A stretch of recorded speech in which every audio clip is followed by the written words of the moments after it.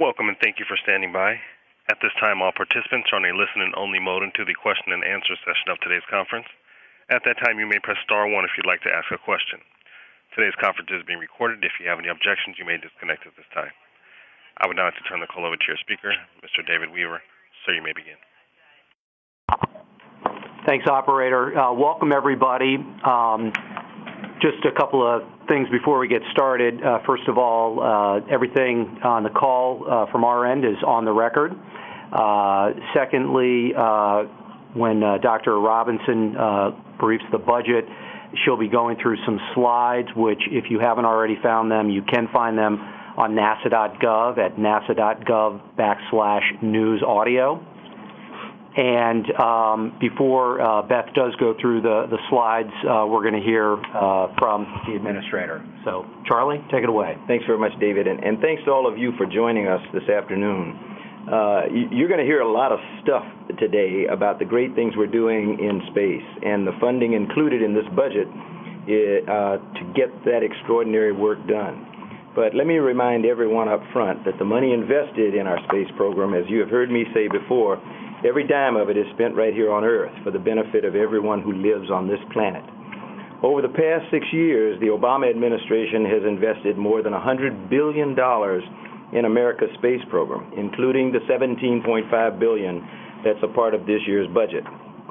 The President's budget once again affirms the bipartisan strategic exploration plan agreed to with Congress in 2010. It keeps us moving toward the missions and breakthroughs of tomorrow, even as it enables the tangible successes of today.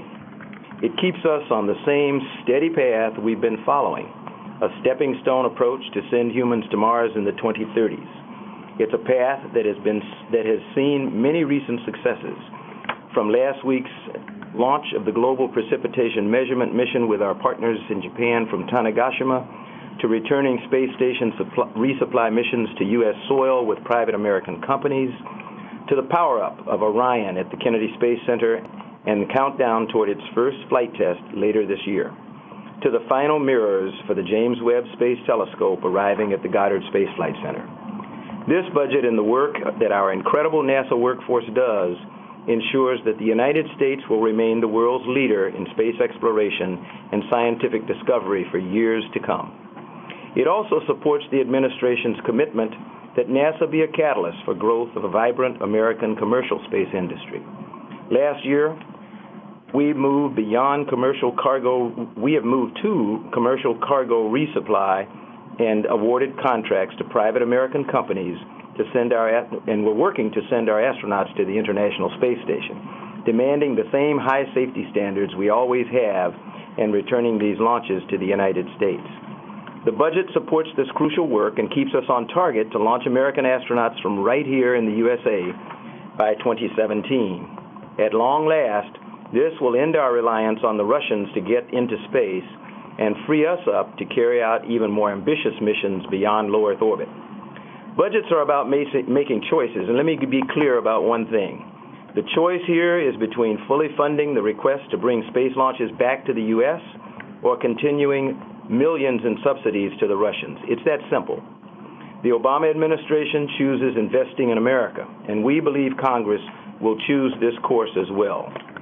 This administration's commitment to the International Space Station is unparalleled, extending the life of our springboard to deep space not once, but twice in 6 years, with the latest extension guaranteeing we'll have this unique orbiting outpost for at least another decade. This means an expanded market for private space companies, more groundbreaking research in science discovery and microgravity, and additional opportunities to live, work, and learn in space over longer and longer periods of time. This budget keeps NASA's deep space exploration program on track by funding the Space Launch System and Orion crew vehicle to take American astronauts farther into the solar system than we have ever gone before. Our stepping stone approach to sending humans to Mars involves continued research on the space station, testing our new capabilities in cislunar orbit, exploring an asteroid, and ultimately sending a crewed mission to the Red Planet. In order to carry out these pioneering missions, we have to develop technologies for our asteroid redirect mission that will lead to subsequent first crewed mission to Mars. This budget funds all elements of that stepping stone approach and actually increases funding for our space technology efforts that will support the first crewed flight of SLS to an asteroid. Again, budgets are about making choices, and we have chosen the path to Mars that involves demonstrating the capabilities of Orion, launched on the Space Launch System, as the vehicle for transporting our astronauts to cislunar orbit and beyond. There, they will engage in exploring an asteroid and testing rendezvous and proximity operation techniques and procedures that may be different from those used in low Earth orbit. If you're a strong supporter of the Space Launch System, you should also be a strong supporter of the stepping stone approach we're taking, as well as the technology funding needed to get us there. This budget also continues to build on our nation's record of breathtaking and compelling science discoveries and achievements in space. With science missions that will reach far into our solar system, reveal unknown aspects of our universe, and provide critical knowledge about our home planet. The administration's budget for this year continues NASA's global leadership in planetary exploration, with funding for missions to Mars and the formulation of a mission to Jupiter's moon, Europa. The United States, I want you to hear this, the United States is still the only nation in the world to successfully land and operate a spacecraft on the surface of Mars. And this budget will ensure we continue this leadership and pioneering work. The budget also continues support for NASA's science missions already heading toward destinations such as Jupiter and Pluto. It supports a mission to study our planet's magnetic system and maintains steady progress on the James Webb Space Telescope to keep it on course for a 2018 launch. And of course, NASA is always with you when you fly. Under this budget, our pioneering aeronautics research program will continue to focus on substantially reducing fuel consumption, emissions, and noise, and help make the Next Generation Air Transportation System, or NextGen, a reality. We're also implementing a new aeronautics strategic vision begun this year and tackling emerging global challenges facing aviation in the coming decades. All of the investments we make at NASA help drive technology and innovation, spur economic activity, and create jobs. That's why the President's Opportunity, Growth, and Security Initiative, with congressional approval, NASA will receive nearly $900 million in additional funding in fiscal year 15 to focus on our priorities. This Invest in America initiative recognizes that the type of innovation and technology development we do helps create opportunity, grow our economy, and secure our future. The fiscal year 2015 budget advances NASA's strategic plan for the future, and with it, we'll continue to build on U.S. preeminence in science and technology, improve life on Earth, and protect our home planet, while creating good-paying jobs and strengthening the American economy. The passion and dedication of the NASA workforce has taken us to new heights over the past 50-plus years. Today, we build on that strong foundation and carry out new pioneering missions, leading the world and reaching even higher. Now, I'll let our Chief Financial Officer, Dr. Beth Robinson, tell you in much greater detail about where we're headed in 2015. Beth? Thank you, Charlie. So for folks on the line, we're going to be, as David mentioned, we're going to be going through some charts that you can find online. To help us keep in sync on this telecon, I am going to be saying the names, the slide numbers, so that we can keep in sync. So going to slide 2 is, before we launch into the budget, I'd like to talk a little bit about our strategic plan. We are updating the strategic plan, and like most agencies, because it's required by law, we'll be posting that this week. And it'll look very familiar to you. It reinforces that we are following the bipartisan plan put forth in the 2010 NASA Authorization Act. And our vision and mission remain the same. We have streamlined some of our strategic goals so that we have 3 now. I won't read them, but you can see them on that chart. And then, of course, we drive that down to strategic objectives and all the way down to performance indicators for each of our programs. So I encourage you to take a look at that. And next, on slide 3, we begin a series of budget highlights. Charlie's talked about a lot of these, so I'm not going to repeat them, except to say that we are very excited that this budget does fund all of our priorities in line with the bipartisan plan from 2010. That includes aligning our activities to send humans to an asteroid by 2025 and Mars in the 2030s. It supports our commitment for NASA to be a catalyst for growth in the American economy. And part of the way we do that is the research that we do on the International Space Station. And as Charlie said, we're very excited that in this budget we can announce the extension of it until 2020, to at least 2024. Going to the next slide, slide 4. Charlie's mentioned that we are working with private sector partners to resupply the station for cargo and are working to be able to launch astronauts again from U.S. soil to low Earth orbit. We are funding the Space Launch System and the Orion Space Crew Vehicle to go even deeper into space than ever before, and investing in the space technologies that we need in order to do those missions. On slide 5, we talk about one of our first missions is to go to an asteroid and redirect it to near-Earth space. And this budget continues the development of that mission. I'll talk in more detail about that a little later on. But we also continue many of our missions in the science area and kick off a few new ones. On page 6, we talk a little bit about that. We continue our global leadership in planetary exploration with funding for several missions to Mars, InSight, the next Mars rover, and a potential mission to Europa, as Charlie mentioned. We also continue our investments in Earth science and NASA's role in understanding the Earth's systems and climate. And we're making great progress towards the next great observatory, the James Webb Space Telescope. And as I'll lay out, in 2015, there's going to be quite a lot of activity up at Goddard, bringing that system together.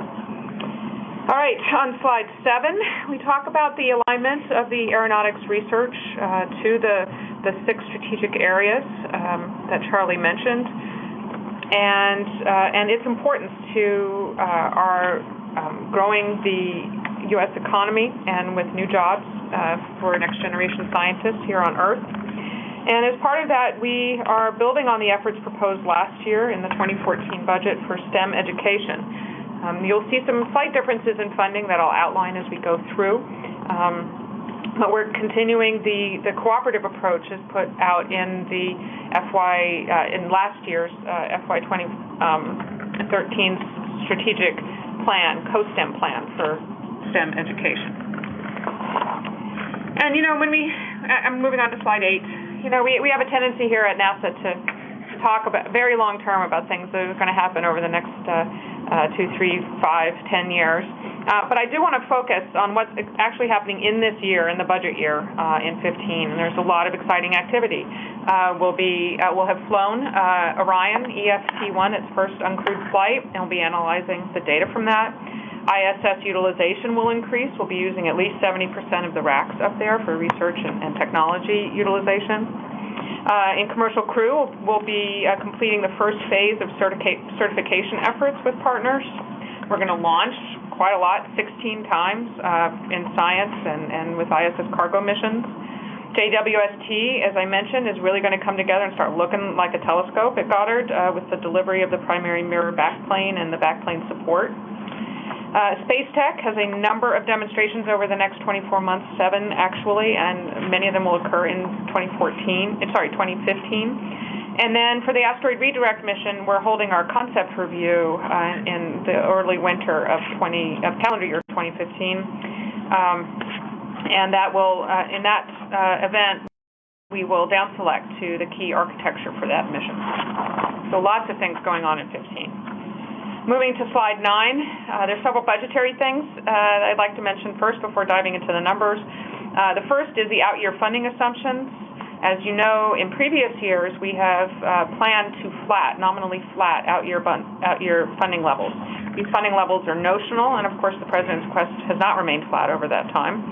And this year, we have a modest adjustment for inflation, about 1% a year in the out years, so we're no longer planning to a flat out-year budget profile. Below those numbers, we are also changing the character of how we're spending our funds. In particular, there's the campaign to promote efficient and effective spending, challenge NASA and other agencies to reduce our funding for travel, supplies and materials, printing, IT services, and we've done that, and we're holding at the targets that were established a couple of years ago. We're also aligning the NASA workforce to this new portfolio. It's been a multi-year effort since the retirement of the Space Shuttle program, and we continue that here, including a minor reduction of FTE, which is consistent with our needs. And the final budgetary note is that when you look at these numbers, our presentation is in full cost, or really modified full cost, where we have in particular the salaries of the agency's civil servant workforce are allocated to each of the projects.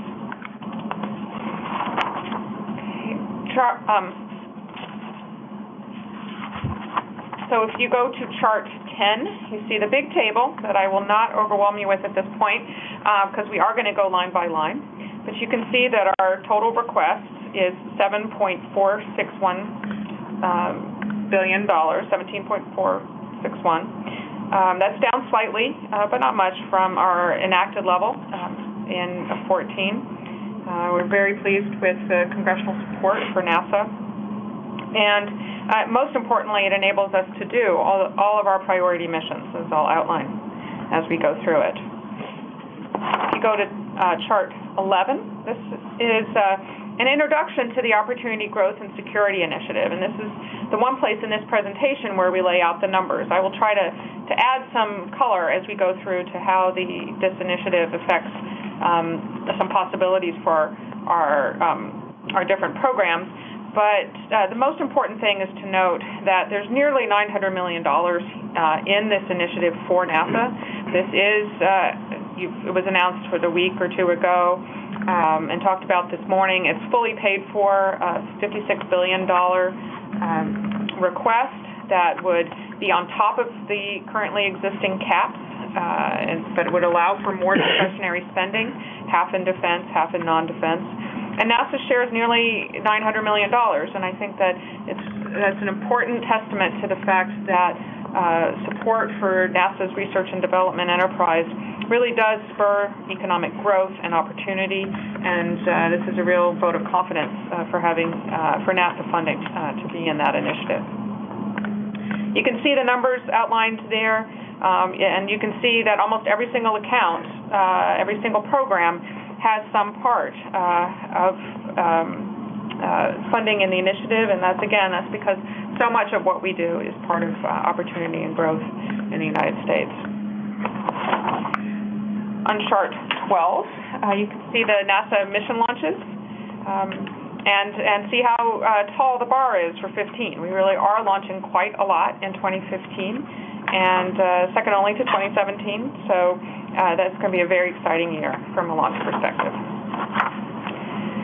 Okay, moving on to chart 13. Now we start going through line by line the thematic budget, NASA's thematic at the theme level. Overall science, our request is $4.972 billion. Of that, $1.77 billion is for Earth science.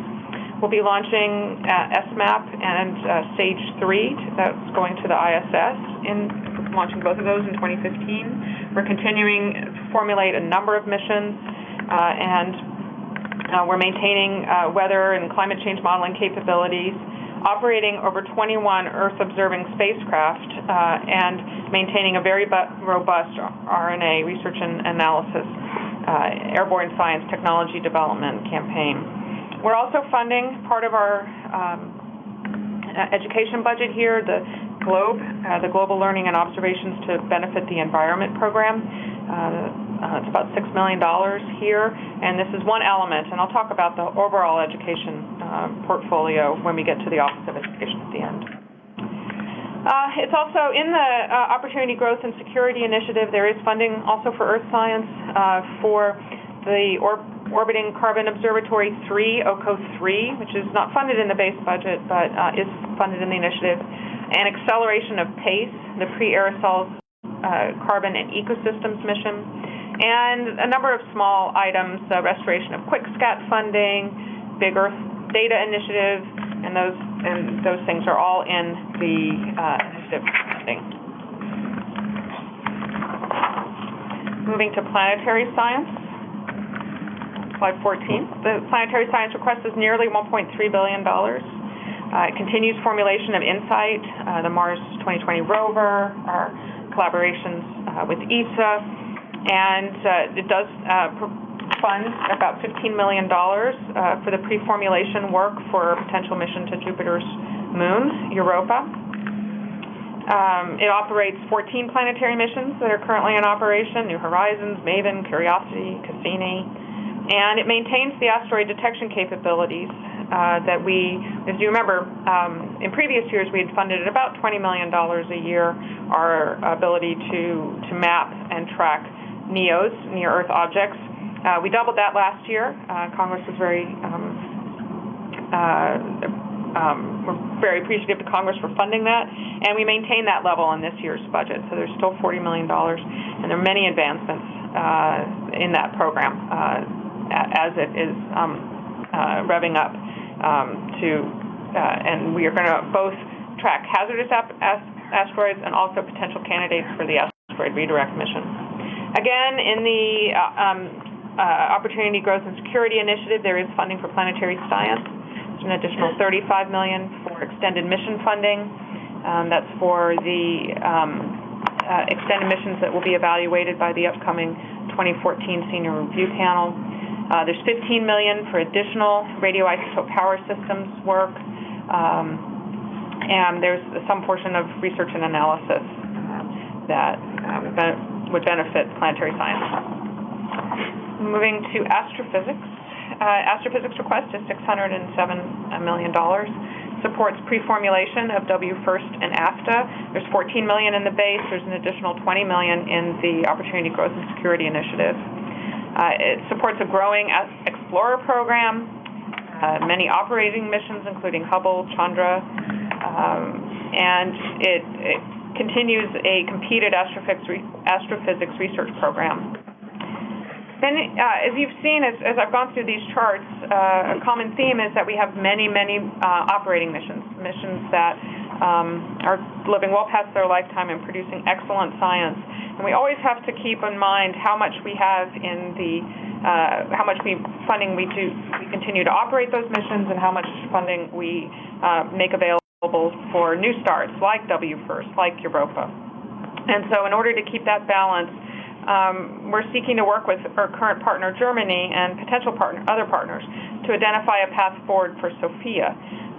Because we have greatly reduced funding there, we're planning to, unless we can find funds to continue operating SOFIA, NASA plans to place the aircraft into storage in 2015. That's part of the astrophysics budget. The other part, of course, is the development of the James Webb Space Telescope. Our request for that is $645 million. This is the same amount as has been in our plan for years, and it supports the commitment to an October 2018 launch date. And like I said, there'll be lots of work assembling James Webb in 2015. And our final research theme is heliophysics in the Science Mission Directorate. Our request is $669 million. We'll be launching MMS in 2015, continuing the development of Solar Probe Plus for a 2018 launch, and all of our collaborations with ESA and others on the Solar Orbiter collaboration and elsewhere. In heliophysics, we're operating over 19 heliophysics missions, which comprise 33 spacecraft and a very robust RNA program. In the Science Mission Directorate, we also do a lot of work for others. And in 2015, it's going to be dominated almost solely by NOAA, the work we do for NOAA. And on slide 18, we list there the projects that we have with them. Discover, GOES, JASON, the Joint Polar Satellite System. You'll find the funding and description of those programs in the Commerce budget, but we're very proud that we're working with NOAA to assemble these missions and fly them. On slide 19, we describe our aeronautics program. Our request is $551 million. As Charlie said, there has been a new strategic vision for this portfolio with 6 strategic thrust areas having to do with safety, innovation, efficiency, environmental considerations. As part of that, of course, we're continuing to work with FAA on NextGen, and in 2015, we're going to be completing the Environmentally Responsible Aviation Project, which has technologies that have been developed to reduce fuel costs and fuel burn and noise and other things. And in fact, just last year, we transitioned a couple of technologies to FAA that will reduce the private sector's use of fuel, both in ascent and in descent, going in and out of airports. And there'll be more technologies turned over from this project to close it out in 2015. Space technology is chart 20, where our request is $706 million. This is to support a wide array of activities. And like I mentioned, there's 7 launches in the next 24 months, including the Deep Space Atomic Clock, green propellant. There's also a very robust relationship with academia and the private sector, with numerous activities under SBIR, STTR, Space Technology Research Grants, flight opportunities. There's just a lot going on in this program. One of the major aspects is the asteroid redirect mission and the development of the solar electric propulsion technology. We're funding that here. That portion increases from last year with the $38 million this year in 2014, and in the budget request it goes up to $93 million. In the Opportunity Growth and Security Initiative, there is an additional $100 million for space technologies. The biggest portion is the closed-loop life support system for ISS utilization at $21 million, but there are many others, and they're detailed. They'll be detailed in our budget justification, which we will be posting either later this week or early next week. I also neglected to say that there's $44 million in the initiative for aeronautics. The largest part of that, $24 million, is for a computational fluid dynamic analysis initiative to increase our capabilities there. Okay, chart 21. As you know, it's sometimes difficult to talk about all of our asteroid efforts because they're in many different parts of the NASA program. The biggest parts, of course, are the asteroid observing efforts that we talked about in the science portfolio, the demonstration of the solar electric propulsion technology in space technology, and then you'll see in the next few charts that, of course, development of the SLS rocket and Orion vehicle, and new technologies for exploration in deep space and then to interact with asteroids and other celestial bodies. There are funds detailed throughout that. But if you summarize them here, for the asteroid missions, we are requesting $133 million. That compares to a request of $78 million last year, which was fully funded by the Congress.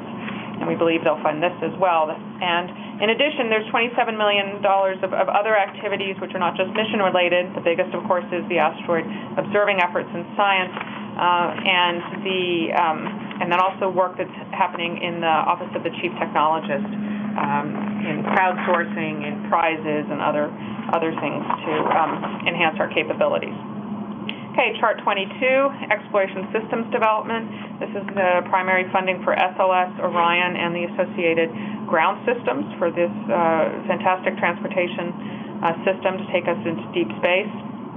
It maintains Orion on track for an uncrewed test flight, this otherwise known as EFT-1, in 2014, and the first flight of SLS with an uncrewed Orion in FY 2018, which is in line with the December 2017 date that the teams are working with on the ground. And the first crewed flight, so the first crewed Orion and SLS in FY 21 and 22.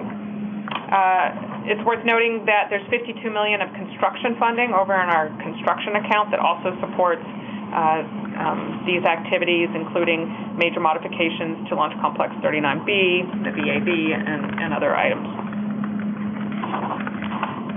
Chart 23 discusses the commercial spaceflight request. And I should say that for the Space Launch System and Orion, there's an additional $100 million in the Opportunity Growth and Security Initiative that would help to reduce risk in that program. Commercial spaceflight, so now I'm fully on chart 23, there is nearly $848 million to continue our development of a U.S. capability to take crews to low Earth orbit, to regain our American leadership and reduce our dependence on the Russian spaceflight capabilities to get our crews back and forth. As you know, we put out a call for proposals for this program. They were received recently, and so we're currently in the blackout period of evaluating those proposals to take systems through to their certification. And we won't be out of that until the end of August, so we can't say much about the particulars of that, but we can say that we're confident that the 850, the 848 will allow us to maintain competition in this program. There's an additional, and competition is very important, of course, both for the cost profile, but also for ensure that we have the utmost safety for our astronauts that would eventually use the system. In the Opportunity Growth and Security Initiative, there's an additional $250 million, which we believe is very important to have an even more robust competition and to buy down risk in this program. So we'll be able to say more specifics after we get out of the blackout period in late summer. Chart 24, we talk about our exploration R&D program. The request is $343 million, which is an increase of about $40 million, a little more than the current year, FY14. This comprises two programs, the Human Research Program and the Advanced Exploration Systems Program. HRP has a very mature research roadmap, which is progressing along both with experiments here on Earth and on the space station. The Advanced Exploration Systems Program rapidly develops prototype systems that can be migrated to our core systems like SLS and MPCV. It also is where we fund some of the technology work for the asteroid redirect mission, in particular concepts for astronaut extravehicular activity, EVAs, and the suits they need and other things. So it's a very exciting program with lots of activities. On chart 25, we have the funding for the International Space Station. We're requesting $3.051 billion. This supports the extension of the station to at least 2024, but in actuality, there are no additional funds required in 15 through 19, because we'd always been prepared to run the station through to at least 2020. And while the character may change a little bit, maybe from funding some activities to deorbit to funding additional cargo, the overall amounts stay the same.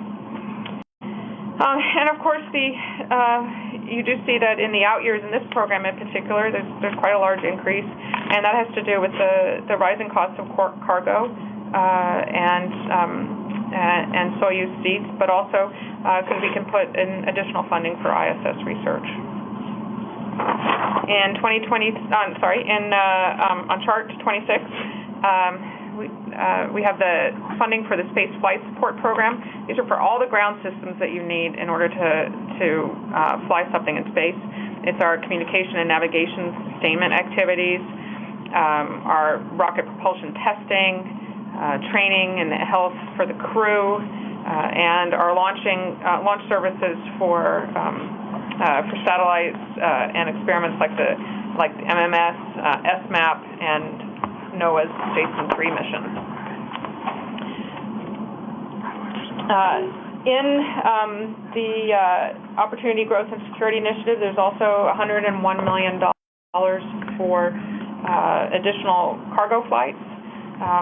We had a strong plan for cargo flights for over multiple years, and this is going to allow us to fully fund that and to ensure that we can have the cargo needed to support all the research that can go on the ISS. On chart 27, we describe our education program. The request is $89 million, which is actually in almost entirety very similar to our request last year. The only difference is that the GLOBE program, which I mentioned, is being funded in the Science Mission Directorate under Earth Science rather than here in the education program. But we are consolidating our efforts here at NASA mainly into two places. The first is in the Science Mission Directorate itself. There, in addition to GLOBE, there's $15 million for the types of education outreach activities we've known to grow and love for our science missions. And they will, I think you're aware, we used to have it that each mission funded its own education and outreach activities. In this budget and in line with our COSTEM 5-year strategic plan, we are consolidating that into 4 themes. So the Earth Science will do its Earth Science education and outreach, similarly heliophysics and astrophysics. So we're hoping to get some benefits and synergies there. The other consolidation is for the remainder of the activities that occurs across NASA, in Aero, in HEO, in our Human Exploration Directorate, and other places, and we're consolidating those into our Office of Education along with its space activities. And so you'll see that in the detail that will be published soon for the education program's activities. And of course, we're fully supportive of MURAP, our minorities, which maintains a focus on minority-serving institutions, and our traditional requests for space grant and EPSCoR activities.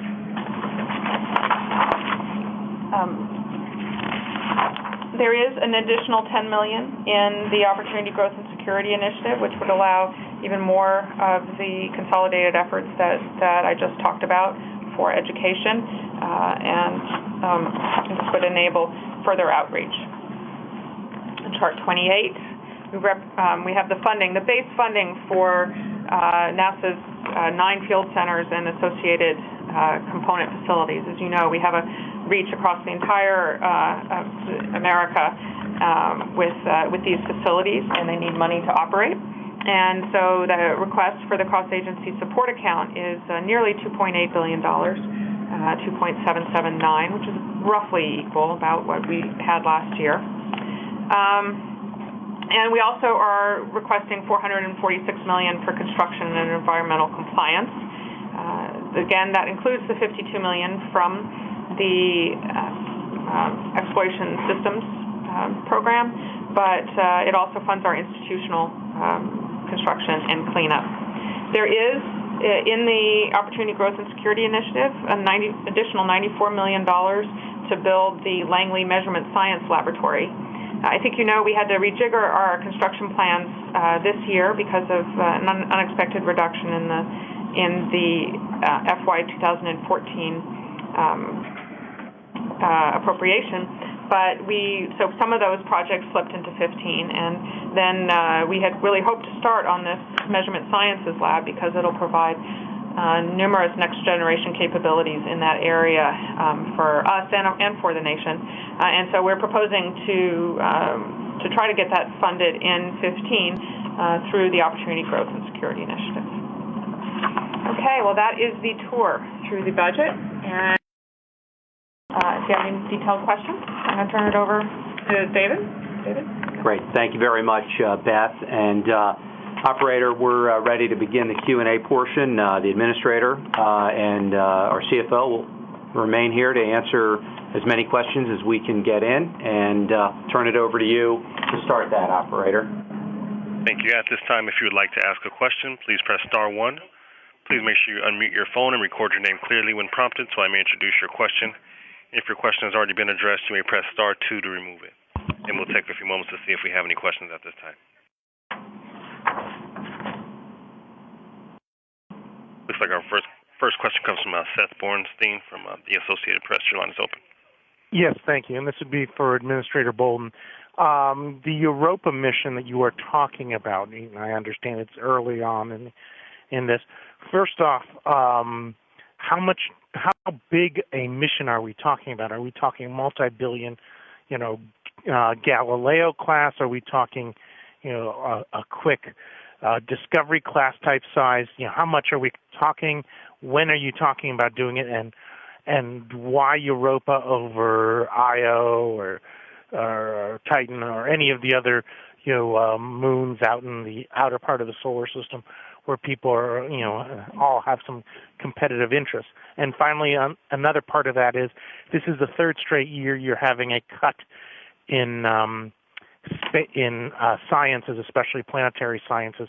Can you explain why this one area keeps getting cut? Sir, Seth, thanks very much for the question, first of all, but I want to reemphasize the budget reaffirms the bipartisan plan that the President and the Congress reached back in 2010 as reflected in the 2010 Authorization Act, and it keeps us the world leader in space exploration and scientific discovery. And I would say that given the financial situation of the nation, a $5 billion budget for the Science Mission Directorate provides a balanced approach for us to support our number one effort, which is to provide pathways to Mars, joining human exploration and science together in new and innovative ways that we've never done before. We are looking for a balanced approach within the Science Mission Directorate so that we hit all of their unique divisions. I think we mentioned the robust program in Earth science as an example, with 5 launches this year, 2 launches scheduled that are supported by this budget, which will mean 7 in a 2-year period of time. I'm not a historian, but I think that will be unprecedented for the agency. Our planetary science program is very active. We have 2 missions on the way to planets in the outer solar system, Pluto New Horizon and Juno on its way to Jupiter. We have I don't like using the word robust, but I will say a very healthy Mars program, and now adding our plan to, in the 2015 period, go to the Congress and to the administration with definitive plans on a scientifically significant Europa mission. I think we're doing a pretty good job in satisfying the science community. Our next question comes from Joel Achenbach. Your line is open, from the Washington Post. Yes, Administrator Bolden, can you quickly address the situation in Ukraine and whether the tension between the U.S. and Russia right now reaches your office with any decisions that NASA needs to make strategically about perhaps accelerating commercial crew, or, just how does that affect NASA, given that the agency and the Russians work so closely together in space right now on the ISS? And just as a follow-up, I didn't quite hear the answer to Seth's question. Would the Europa mission be a flagship mission?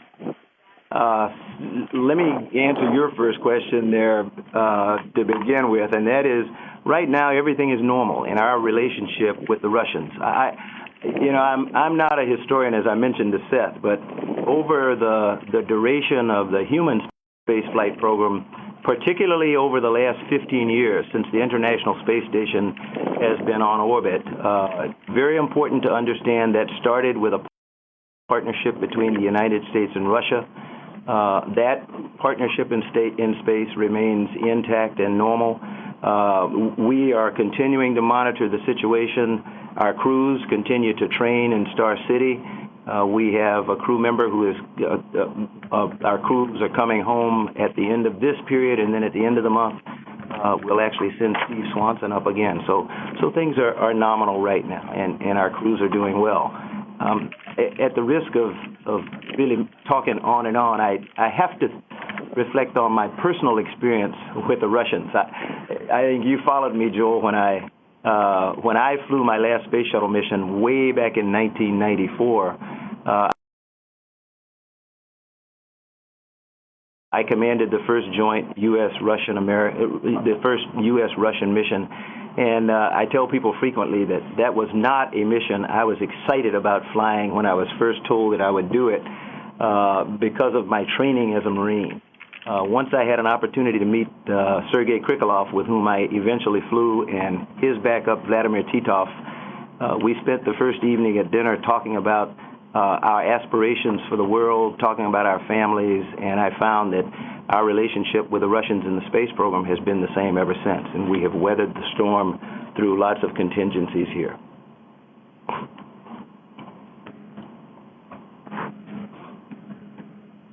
Our next question comes from Dan Leon. Your line is open.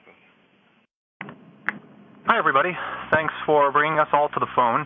I have questions about the asteroid redirect mission. There are interesting things that NASA's proposing to spend money on in 2015 that would help with this mission, but neither of those things are really unique to this mission. So I was curious whether the solar electric propulsion and the continued escalated asteroid detection efforts are the only things that are in this budget proposal for ARM. And I was also curious when we might see NASA asking to spend some money on things that are unique to that mission. Like, for example, it'll need a novel capturing system to do things that you all have never done before, for whoever would like to take it.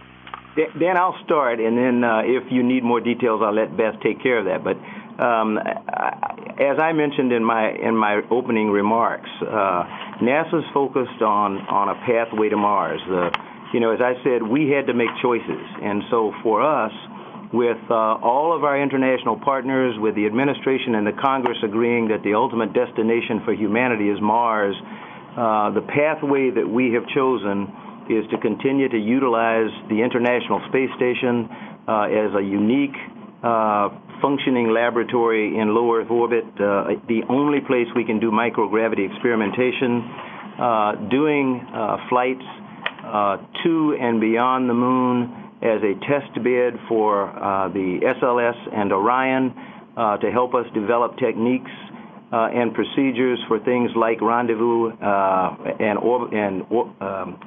proximity operations, because we suspect that things may be a little bit different than the way that we have grown accustomed to operating in low Earth orbit.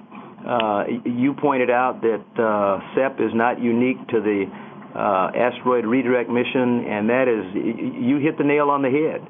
The asteroid redirect mission is one step in the pathway to Mars, and it is a very critical step. It gives us an opportunity to demonstrate many technologies, such as high-powered SEP, that will be needed as we proceed on to Mars. So I think I would echo what you said, that most of what we're doing in support and preparation for the asteroid redirect mission is not unique to that mission, because that mission is not unique in and of itself. It's a proving ground, a preparation for sending humans on to Mars. Also puts us in a position where we can help our commercial and international partners go to other alternative destinations on that pathway that we may not have chosen. And I don't know whether Beth has anything she wants to add, but I'll let her talk details. Yes, and definitely in the detail category. I think I mentioned that in HEO there's about $40 million being spent on this mission, and some of it is, of course, for things like EVA suits and things that do have multiple applications. But there are, you'll be able to see this when we actually publish the full congressional full justification later on this week or early next. There is a BAA for a capture mechanism and partnership concept build funded there. A NEO Scout CubeSat flyby rendezvous to try to see how we can characterize with CubeSats the potential mission targets. BAAs for automated rendezvous and docking sensors that would be used for an asteroid-type approach. And then, of course, HEO is the primary funding for concept studies for the overall mission effort. And as you know, we do have several competing ideas right now, and we're fleshing those out in a planning stage. And by the mission concept review in roughly February of 2015, we're going to down select. And then we really will have the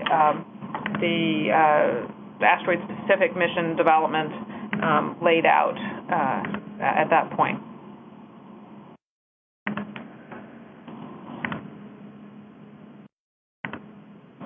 Our next question comes from Ledge King. Your line is open.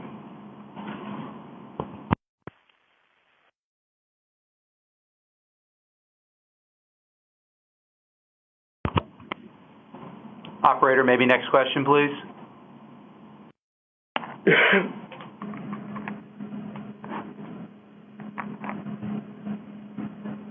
our next question here from Frank Mooring with Aviation Week. Your line's open. Thank you. A quick follow-up to Joel's question and then an unrelated question, if I may. On the issue of the Crimea, is there contingency planning underway in case the situation gets worse and there is some sort of disruption either in Moscow or in the Ukraine with the Antares components? Joel, Frank, I'm sorry. As I've said, everything for us continues to be nominal. As we check each day with our folk over in Moscow, the Houston support team there, the astronauts at Star City, they continue to press with the rest of the world around them going on.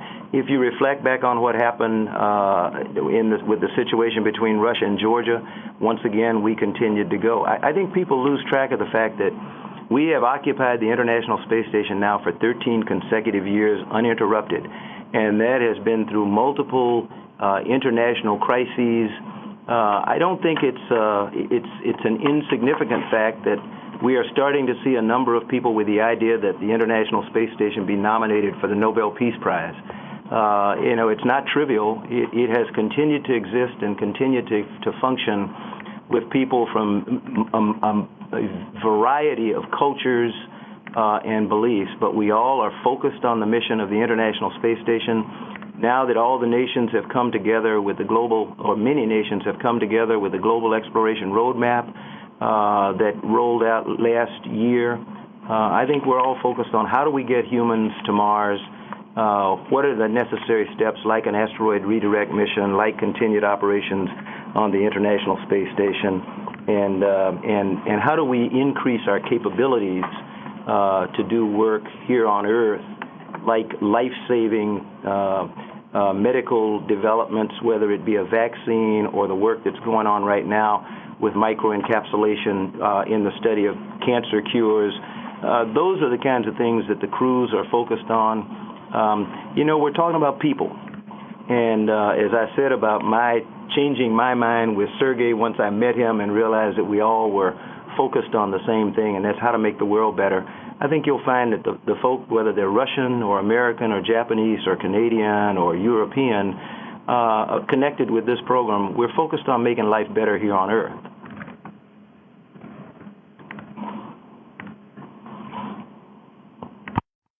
Next question comes from Keith Cowing. Your line is open. NASA Watch. Yes, Mr. Bolden, last week there was a hearing on Capitol Hill with regards to the Mars, Inspiration Mars 2021 mission, and according to what they're requesting, they're asking for NASA to completely pay for a SLS Orion mission, which obviously, if it's going to leave in 2021, needs to be started very soon. However, based on every plan I see out there, this would require the very first flight of an Orion SLS to be sent on a one-way trip around Mars and Venus. Would you, as NASA Administrator, ever approve a mission that would allow or require crews to take that risk on the very, very first flight of a human spacecraft? Your question and others rings loudly to the fact that we all agree that SLS is critical for deep space exploration, and I think we all agree that it is the primary vehicle for ascent for humans in our selected pathway to Mars. It also allows us to focus our efforts on going to deep space while we here at home focus on enabling our commercial partners to develop a capability to take our astronauts to low Earth orbit. Going back to some of the questions that were asked earlier, it is critical, as implied through everybody's questions about the conditions in the world, ultra critical that we get full funding for the commercial crew program as the President has requested consistently over the last 5 years. We really need to get on with giving America its own capability to launch our astronauts from American soil on American spacecraft, so that we're not dependent on any other nation to do that. Our next question comes from Karen Lopez with NASA Social. Your line is open. Thank you. My question is, how do these changes in budget considerations impact our obligations or visions for international cooperation? First of all, I'm glad to hear your question, and I want to thank you and everyone else in the social media world for what you have done really to enhance NASA's outreach to the world. If you've ever been to a NASA social before a launch or any other event, I like to thank you all the time because you've revolutionized the way that we communicate with the average man and woman on the street. And so I really do appreciate your being in this press conference and expressing your question. The budget, as it is, fully supports the bipartisan agreement, the bipartisan exploration plan that was laid out by agreement between the President and the Congress in 2010 and formalized in the 2010 Authorization Act. And it does allow us to continue our plan for deep space exploration to include the stepping stones for getting humans to Mars, whether it be operating in the lunar vicinity or with an asteroid redirect mission or continuing our operations on the International Space Station. We continue to work with our international partners. If you look at where we are with something like ExoMars right now, we are holding to our commitment. Once we sat back and looked at the difficulty of the 2013 budget, and we told our international partners we'd have to reassess and get back to them, we are now committed to our portions of the ExoMars mission with a communications instrument for the 2016 mission and another instrument for 2018. We're working with the Germans on InSight, multiple nations on Mars 2020. So even in these dire fiscal times, we have continued to try to live up to our obligations to our partners from a fiscal standpoint. Next question comes from Irene Klotz with Reuters. Your line is open. Hi, thanks very much. For Beth, how much is being requested for the Europa planning mission? And can you please clarify the extra $250 million in addition, I think you said, to the $848 for commercial crew? And then just real quick, Charlie, just to clarify, your response to Frank Mooring is that the answer no, there is no contingency planning underway now? Thanks. Okay, so starting with Europa, there is $15 million in the base budget to officially start pre-formulation work on that mission. Of course, we have received funding from the Congress over the last couple of years where we've been using that to develop new technologies and other things. As you know, Europa is a very challenging mission operating in a really high radiation environment, and there's lots to do to prepare for it.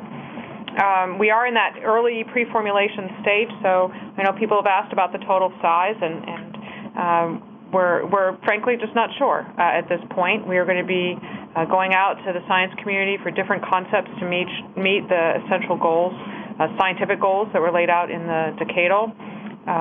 Europa, of course, is interesting because of the presence, we think, of water underneath the ice. And, in fact, there's a jet that comes out of the poles of Europa, which we would love to sample.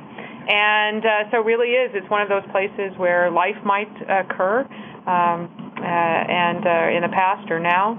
And so we're really excited about going there. It will take us years to, like I said, it's a very challenging mission. We're looking for a launch sometime in the mid-2020s. And so we, as NASA always does, we'll be juggling many missions at the same time, and that includes both the technical aspects as well as the budgetary. And so we will be fitting it in as we go.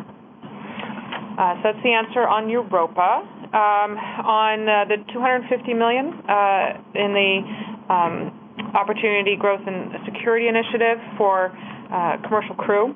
Basically, the administration has requested greater amounts than have been appropriated over the last few years for this important program.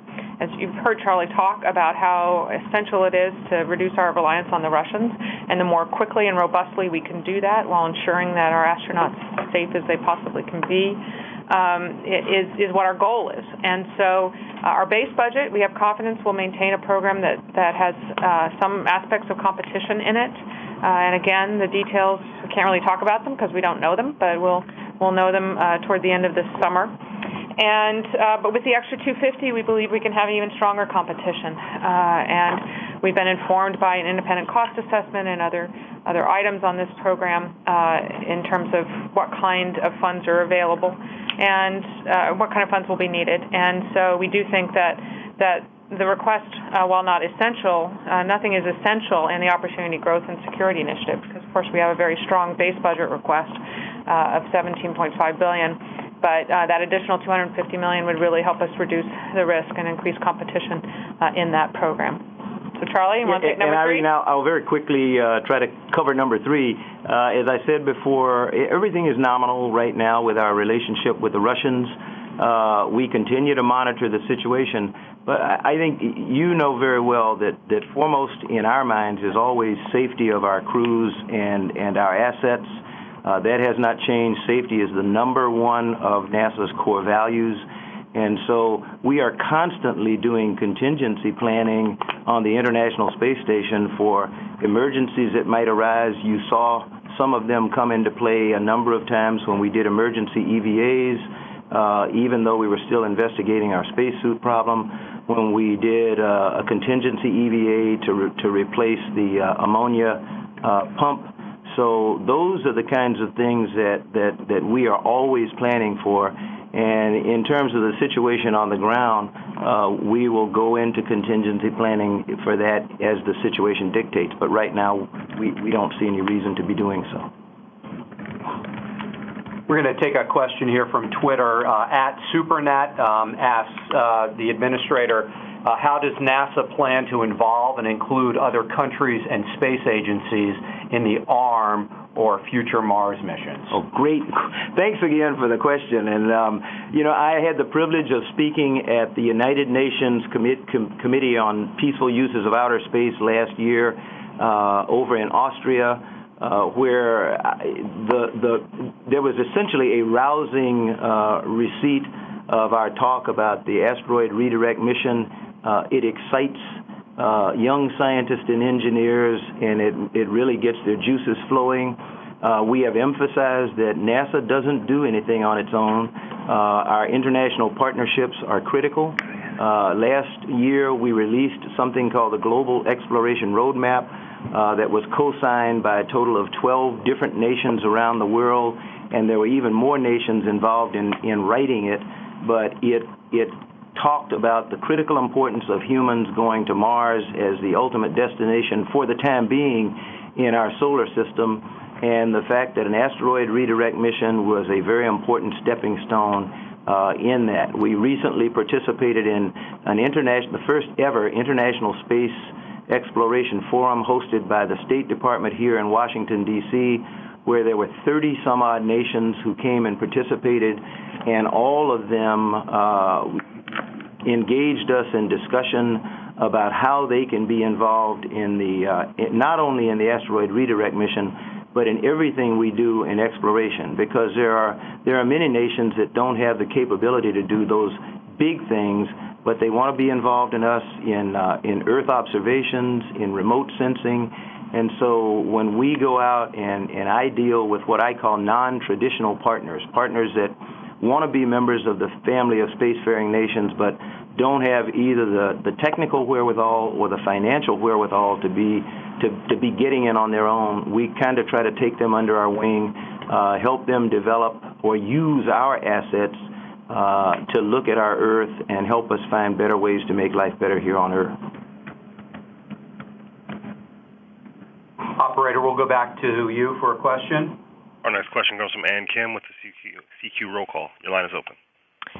Hi, thanks for taking my question. So I just wanted to make sure I'm understanding how the numbers from this initiative are being counted towards the base numbers. So, for example, for a commercial crew, is that $250 million on top of the $848 million for commercial crew, or part of it? It's on top of it. This is Beth, CFO. Yes, it's on top of it. It's our base request has no funds from the initiative. Our base request of $17.46 billion. That space request fits in under the cap. It's the currently existing caps in law, and the Opportunity Growth and Security Initiative sits on top of that. I know it's discussed many places in the budget. If you look in the summary tables of the budget volume and on page, I think, 177, it describes the Opportunity Growth and Security Initiative and the offsets therein and shows it above the cap. So that's another place to look for confirmation. Okay, thank you. Our next question is from Jeff Faust. Your line is open. The decision to effectively defund SOFIA and mothball it if you can't find additional partners to step forward, was that based simply on the cost of it, the science it produces, or some other decision-making process? Thanks. Jeff, first of all, remember we have a $5 billion science budget. But even with that large amount of money, we had to make choices, as I explained earlier. And so our decision was that we would continue to fund a robust Mars exploration program with our international partners, that we would continue to do the types of work in planetary science that we have underway with Juno, with the planned Europa, with Pluto New Horizons, that we currently have the world's foremost astrophysics mission underway in the Hubble Space Telescope, which is, I have to do my math since when I left it on orbit, it was 1990, and it's been so long that I can't do the math right now, but and we're now working to launch in 2018 what we think will be the most incredible astrophysics instrument that humanity has ever seen in the James Webb Space Telescope. SOFIA has earned its way. It has done very well, but I had to make a choice, and the choice was that we would focus on those other efforts and work with our international partners, particularly the Germans, that are the number one partner there, to fly out find a way to get as much science as we can in the remaining parts of 2014, and then come up with a go-forward plan for 2015 if, as Beth said, we're unable to find either another partner or another source of money to cover the operational costs. Looks like our last question here comes from Marcia Smith with SpacePolicyOnline.com. Beth, I was wondering if you could clarify where the $133 million for ARM is, which mission directorate it's in, and compare that with the amount for the current year. I thought I heard you say that there was $78 million for 14, but I thought there was $105 for 14. Right, and I'll do that. There is a difference between the asteroid mission and the asteroid initiative, which is sort of the key to untangling all these numbers. The initiative includes both the mission and some other activities. So in the mission itself, there's $40 million that's in the Human Exploration Directorate for new technology development. There is also, this is for this year in FY14, there's also $38 million to fund the technology demonstration mission for the solar electric propulsion segment of the ARM mission. In 15, the amount in HEO remains the same. It's still $40 million for these new technologies, but the SEP amount goes up to 93. So for the mission itself, it was funded in 14, and the Congress did provide us all that funding, the $78 million. And in 15, our request rises to $133 million. Now, when you go to the asteroid initiative, which includes the mission funding, there are two other elements. The first is the augmentation to our base budget, which for a very long time had been about $20 million for asteroid detection. And most of that is for hazardous asteroid detection. But there also be some efforts there to find targets for the asteroid redirect mission. But most of it is mapping hazardous asteroids. And so we've augmented that. So it's an additional $20 million there in the Science Mission Directorate, and that's the same augmentation. So we're maintaining the overall amount between 14 and 15. That's the first part of the additional funds. Second part is $7 million that's in the Space Technology Directorate for the, it's in the Space Technology line for the Office of the Chief Technologist. They are doing centennial challenges. They're crowdsourcing some approaches and have space technology research grants in the asteroid era. So that's an additional, between them, that's $7 million, and the $20 million in science, that's the additional $27 million. So in 14, if you add the $27 million to the base, $78 million for ARM, that's where you get your total of 105. If you do that same calculation in 2015, the total rises to nearly 160 million.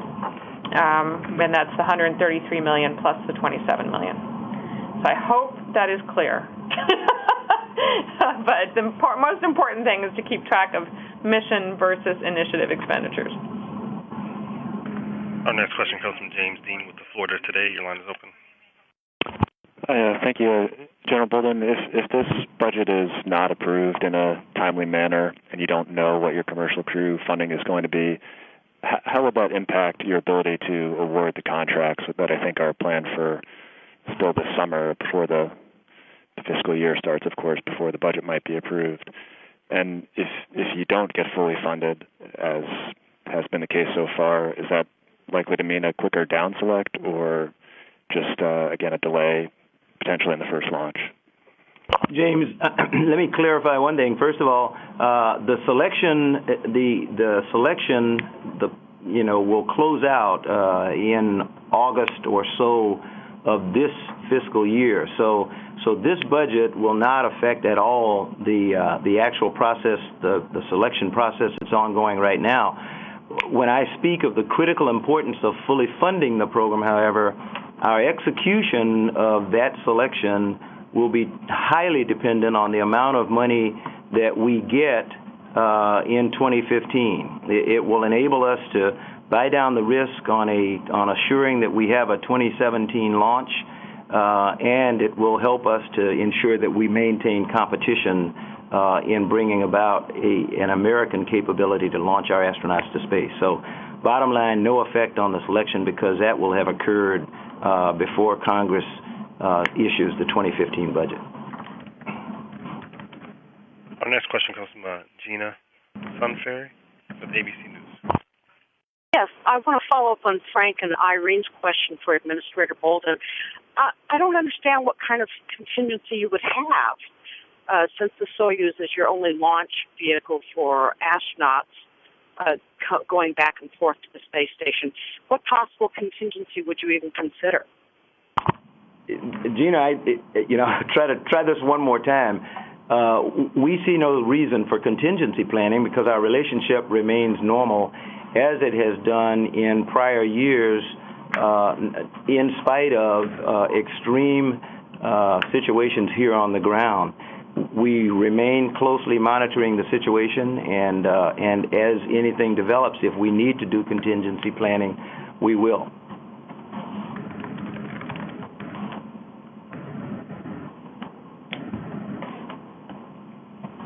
All right, I think that's all the time we have today. I want to thank everybody for joining us, thank the Administrator, thank our CFO, and thank you all for your good questions.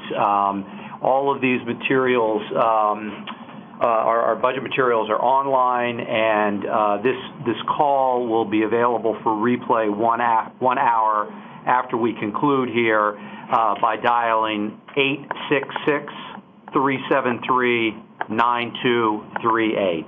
Again, that's 866-373-9238 for a replay of this call. Thanks again. Thank you for participating in today's conference. You may disconnect at this time.